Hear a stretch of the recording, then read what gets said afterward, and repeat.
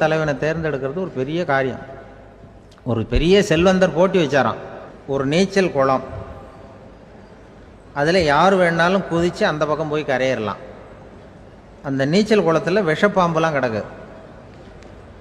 யார் துணிஞ்சி அந்த விஷப்பாம்பு இருக்கிற குளத்தில் குதித்து அந்த பக்கம் போய் கரையேறானோ அவனுக்கு ஒரு 100 ஏக்கர் நிலம் கொடுப்பேன்.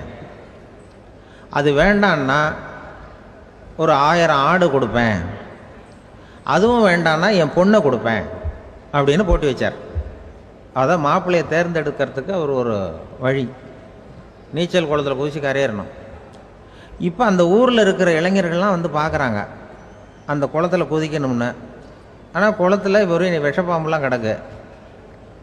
இது என்ன பண்ணுறதுன்னு பார்த்தா யாருமே குதிக்கிறதுக்கு தைரியம் வரல. திடீர்னு ஒருத்தன் துணிஞ்சு குதித்தான்.